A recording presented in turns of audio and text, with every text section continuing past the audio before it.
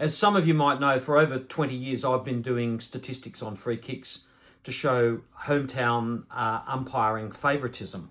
And it's remarkably consistent over every year. There's certain things that remain the same. So this year we're at the halfway mark, and I thought I'd show you how we're going so far. I break things into 4 categories. Vic home teams against Vic away teams, so in Victoria playing one another. Non-Vic home teams playing Vic away teams, so that's obviously when the Victorian teams travel interstate. Non-Vic home versus non-Vic away, and Vic home teams against non-Vic away. So they're the 4 categories I look at: overall free kicks, and then I look at something called gold games of large differential free kicks. I'll get to that in a moment. Anyway, here we are, just on the basic percentages this year, and this is the usual thing. When Vic home plays Vic away, it's almost always pretty close to 50-50. Look at this, 49.62% of frees have gone to the home team, 50.38% to Vic away. So you can say there's really no influence there, and that's remarkably consistent over 20 years. Non-Vic home versus Vic away. Remember there was all that ruction about Richmond, how they got belted against Fremantle. Well, believe me, that's a common thing. Fremantle many times has copped that when they've gone away. Non-Vic home teams have got 52.03% of free kicks to the halfway mark and 47.97% Vic away. So a fairly, to be predicted, substantial favouritism to the home team, the non-Vic home team. That's consistent. That's not a massive favouritism, but it is a favouritism. When non-Vic home plays non-Vic away, this usually shows a very marked bias to the non-Vic home team, often even bigger than any other one.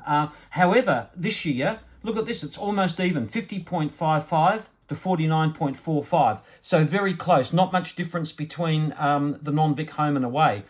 When Vic plays home and against a non-Vic away team, so for example, if Collingwood is playing Fremantle and Collingwood's home, so the free kicks here, 51.64% so far to the home Vic team, 48.36 to the non-Vic side. So again, a reasonable favouritism to the Victorian home side. However, this is lower than usual. Usually this statistic comes out this way. This is usually the highest in terms of favouritism. The Vic home teams, when a non-Vic away team has to go to Victoria to play, that's when the favouritism is great. Of course, who can forget 2016 when the Swans copped that in the grand final, but that season was a particularly standout season for bias in favour of the home sides. Now, the other statistic that I do, games of large differential, is I just check games where one team gets 56% or more of free kicks and the other side gets obviously 44 or less. So games of large differential, when Vic home plays Vic away, 7-9, so pretty even, not much difference.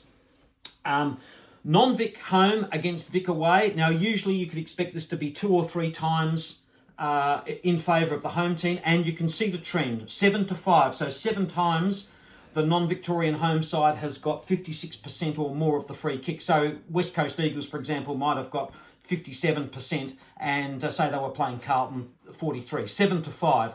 Non-Vic home, non-Vic away, remarkably close again, 5-4. That's very unusual. And when Vic home plays non-Vic away, 5 in favour of the home team. So this is fairly substantial. So when there's a big blowout in free kicks, 56% or more, 5 times it's gone to the Victorian home side, only 2 to the non-Vic away.